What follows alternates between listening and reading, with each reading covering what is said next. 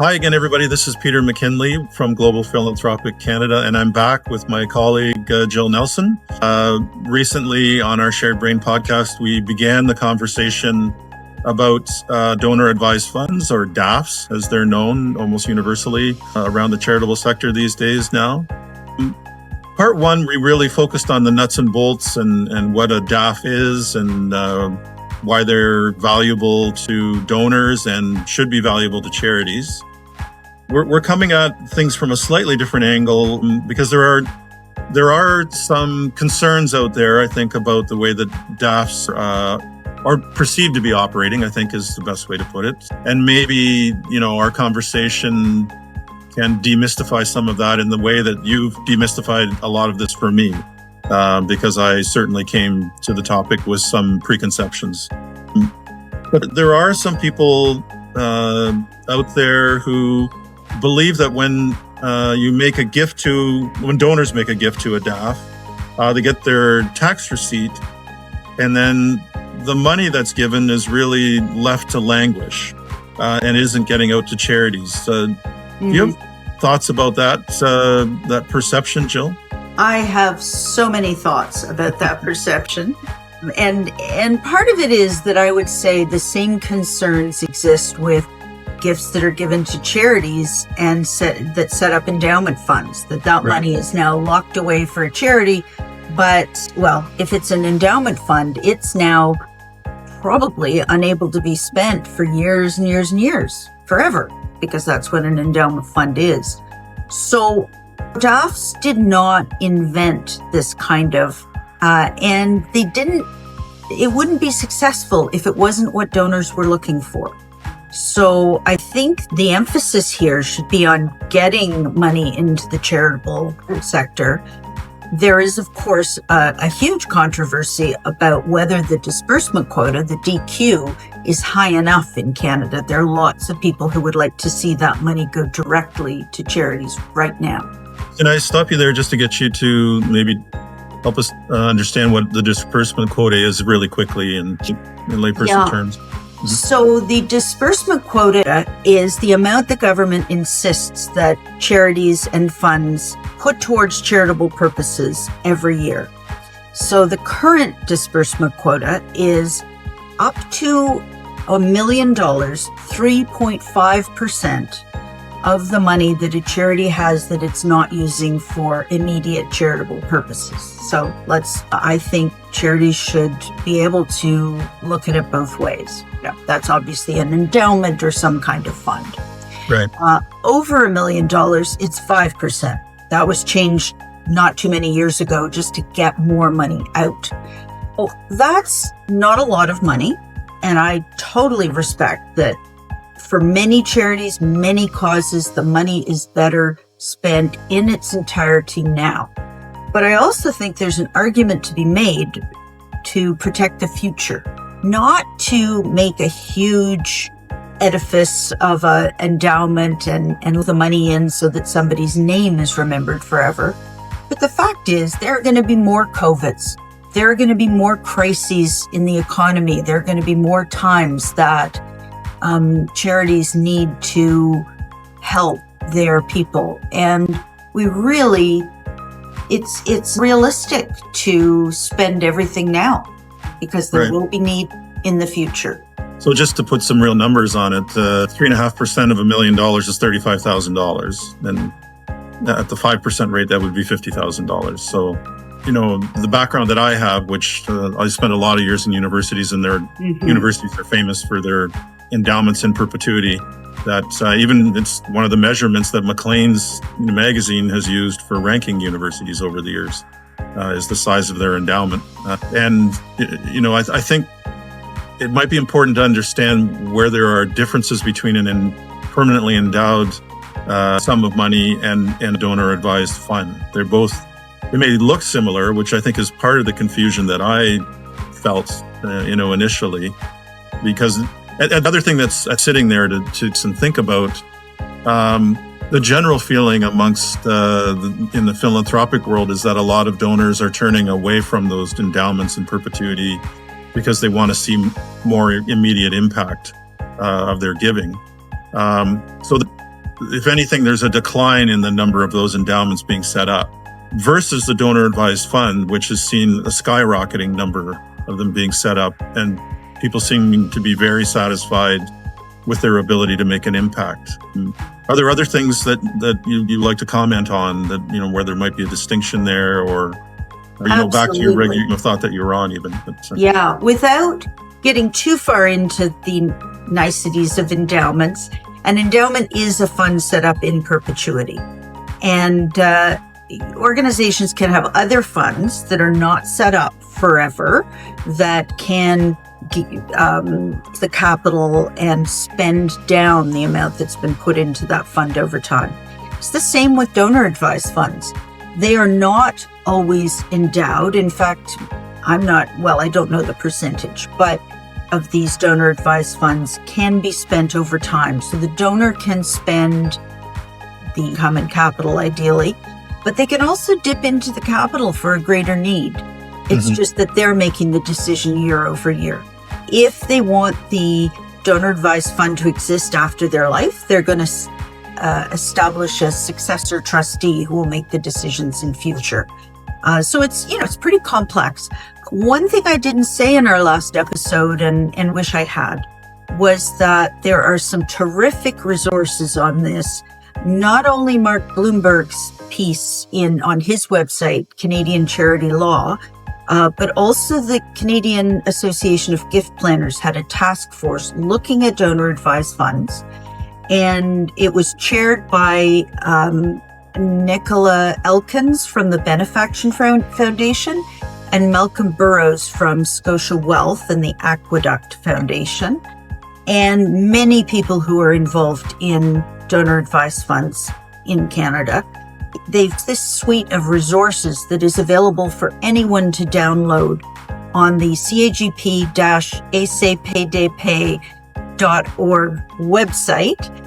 And, because it's free, because it's available for everyone, and because they go into such depth, I really want to emphasize that anyone listening to this podcast wanting to learn more should have a look at those.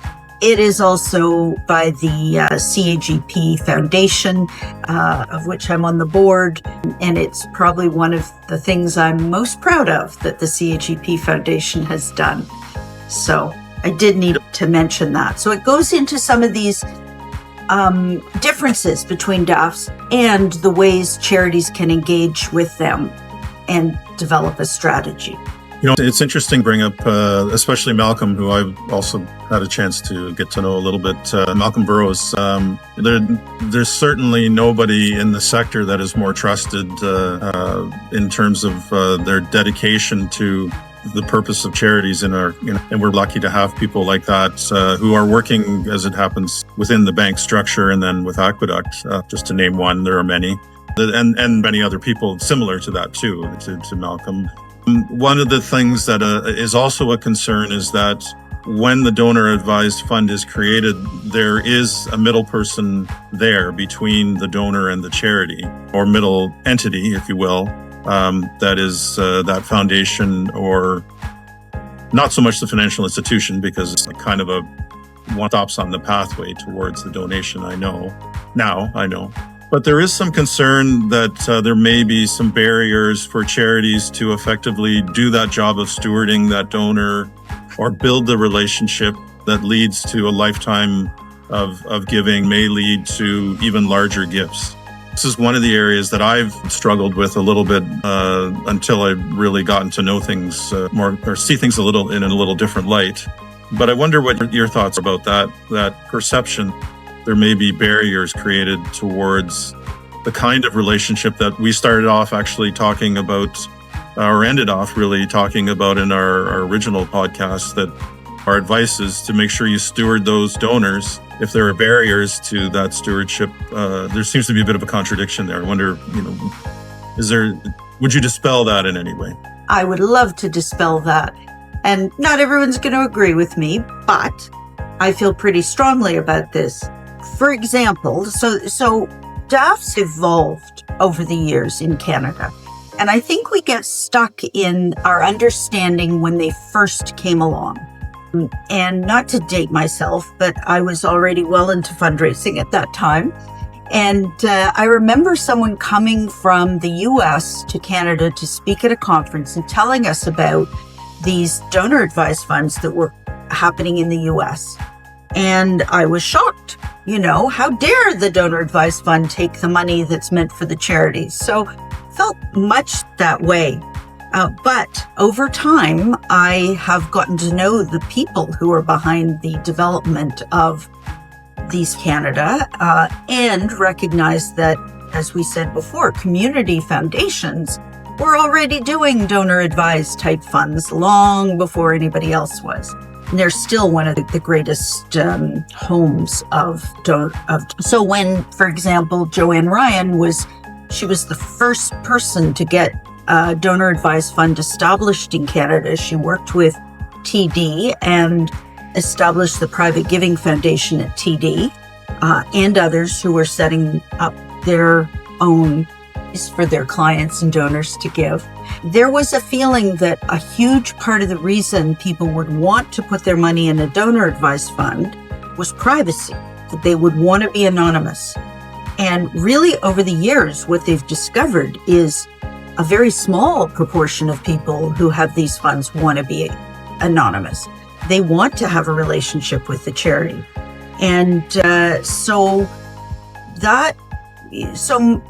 there are, I just heard of one charity last week that by policy does not tell the charities who the donor is. So I guess if you set up a donor advised fund at that organization, you have to be on side with that. I think it's a pity, but I guess there are people who do. But for most, it's a very small percentage who want to be anonymous. And there have always been donors who wanted to be anonymous. It's not like this suddenly happened when DAFs came along. So I think we have to respect that some people, for whatever reason, prefer to not be made known to the charity. Others, as we know, really want recognition and to be known to the charity and to the whole community for what they're giving. So people are people. And I also think that, well, as I said in the last episode, and I can't say enough to charities, I know there are charities, some very large charities, that have been receiving grants from donor advised funds, not realizing that these are advised by real people who are donors, and saying, well, there's no income tax receipt, so I guess it isn't a gift, so we don't really need to acknowledge this. And they really only look at gifts that are a higher amount. Right. To know if somebody has a donor advised fund, as you pointed out, they had capacity to make this gift to establish the fund, and they probably have capacity to give more to charities. So a charity that is not stewarding the donors who give from these funds is missing out. And many of the charities, even when a donor wants to be anonymous, many of the charities that have donor advised funds, the sponsoring organizations, will pass along information from the charity that's sent to them. So if you get a gift from a donor advised foundation that says, you know, the Merrily Go Along Fund has made a gift to you, usually you can send a letter saying, you know, would you please pass this to the people who made this gift from the Merrily We Go Along Fund to express how grateful we are and what we're doing with the money, etc. So I do think there's all that room. That's what donors really want. Not certainly, I don't know if we would call it a principle or not, but the feelings that many of us have is that people giving set an example for others in the community to do the same. It at least raises the awareness of that charitable activity and may prompt you to think about your own giving too. So, you know, the reasons we might be concerned about anonymity are because it'd be an opportunity lost, I guess, really. For sure. But I think if we come just a bit from something you said earlier, I think it's really important for anybody listening or anybody thinking about DAFs to hear that the donor is really not behaving in any different way than any other donor. They would like to be thanked. I don't think that's too much to ask. And probably would be a great idea for charities to demonstrate their impact there just as they try to do in other ways. So it may be that there's a slightly different pathway. And I think that's, if we think back to the conclusions we made in the first podcast that we can reinforce here again, I think is every charity should have a strategy. This is not something they should let happen to them. They should be proactive in building opportunities here because the potential charitable revenue for any given charity is increasing in this area where it isn't in most others across the country. Very true. It's in what we see as philanthropy, and people always like disruption, right? They want things to stay the same, and they want those opportunities. I do want to just touch on something that you and I have talked about early on, and that is that my feelings, DAFs are not an enemy. They can with charities, and also charities have some things to offer that DAFs can't. So by collaboration, of course, there's the opportunity to let donors give through DAFs know about your charity through the donor advised fund. But even more so, there are a lot of charities that can't accept complex gifts. Right. They can accept gifts of cash, they can accept gifts of securities, but when it comes to something like an insurance policy or cryptocurrency or private shares, that's just beyond most small charities. That's okay. They don't need to up their game so that they've got somebody on staff who knows how to deal with these things. They can work with a donor advised fund. And I've seen that with a small charity I'm involved with where they couldn't accept an insurance policy, but they could do it through the donor's preferred donor advised fund. So that's a collaboration that really benefits, especially the smaller charities. Another thing is that for large gifts, who can beat the recognition that a charity can give? So if someone is planning to put a gift in a donor advised fund, and maybe they want all the money from it to go to a particular charity, say it's $500,000, and I'm talking about a big gift here. If they're giving whatever it is, that's the 5% from that 50, you say they're giving $50,000 a year, say they're giving 10%, they're going to be on the donor wall at $50,000. They're going to be thanked and appreciated and talked about for $50,000, and then 100 and 150 as it goes up. Right. Some people want that recognition of 500,000 right off the bat. And so there's one of the ways in which charities can stand apart and be a viable alternative to someone giving to a donor advised fund. If I back to my, operations days, and this is not dissimilar from the idea of a soft credit, really, right? That where spouses, for instance, who the practice in tax is that one of spouses is chosen to be named. But the recognition really, as we all know, is there was a need to have a mechanism to be able to do that database companies had to build into their software. I think that it's a simpler thing in this sense. Assuming you get the opportunity, except in that rare instance that I think you described. And I've heard stories where it was a little harder to find out who the actual donor was. But sure. I think that's, again, something that making it harder, if it is harder, which is a question, doesn't make it impossible and doesn't make it something you shouldn't try to do. So, not at all. One of the other things that I've gotten really curious about, and we may soon be able to know, maybe it's something that you and I can continue to explore with our colleagues at Global, who we know we have a number of other colleagues who have great expertise in this area and others, is whether the DAFs are diverting the gift, one form of giving, to another. So a direct gift or gift through a DAF, are people giving the same amount?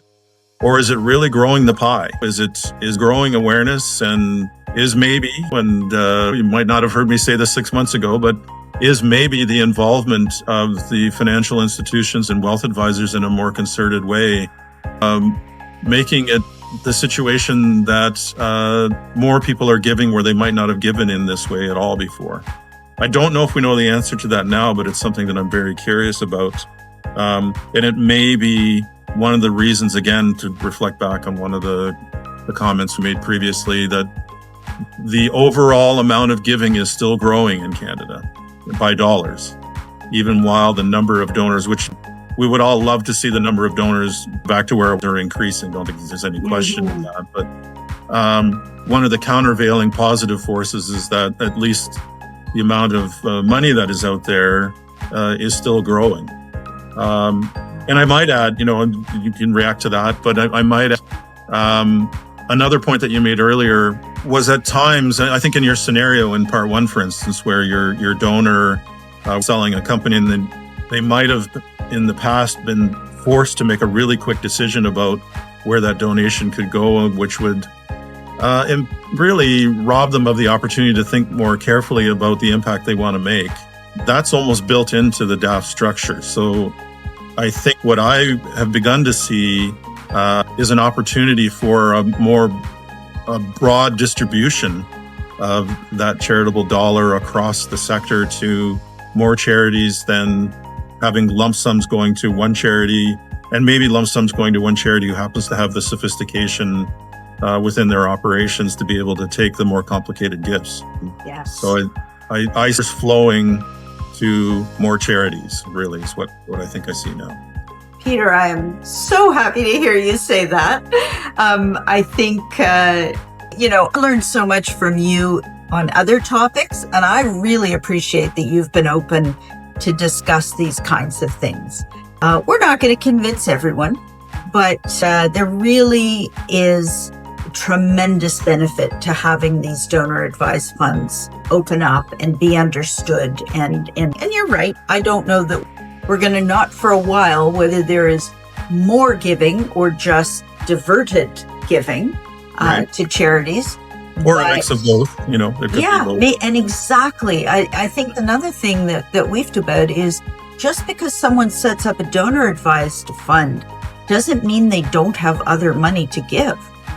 This can be an initial step. So it can be very helpful to all of us.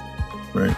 Well, Jill, it's to chat with you. We have a lot of great conversations when we have the opportunity to connect, whether in person or online. So I'm really grateful to you for time you've taken and what bring, to topics like this. This has been a really good introduction to DAFs, and I know we who are, equal to your expertise with DAFs. One of the things we'd like to alert anybody listening is that we have more planned in our podcast series about DAFs, including doing a bit more of a deep dive. And our colleagues, Amy Lindenberger and Derek Fraser, who are also quite well known in the charitable sector, Amy in particular with her series of books publishing right now that have been quite popular. And I know when I give them away at conferences and things as a draw giveaway, it's very popular and well received. They're preparing a couple of case studies, I think, that will help operationalize strategy, to outline the kinds of strategies that it could take to, think back to our recommendation from the first part of this series again, that I would think we would reinforce that every charity should be developing a strategy around DAFs, because they're here, they're growing. It's money already earmarked for charitable purposes. And, it also, I think, with my conclusions that I've come to over the past months, if are true, I think it is leading to an opportunity for a much broader base of charities to participate in this kind of giving, which I think is to the benefit of the entire sector. Thank you. Okay, well, I want to say thank you again, and thank you to our audience. And again, if you're interested in this podcast and our Shared Brain series at Global Philanthropic Canada, stay tuned, and you'll be hearing soon from Amy Lindenberger and Derek Fraser, our two colleagues from Western Canada. So, thank you, and have a great day. you.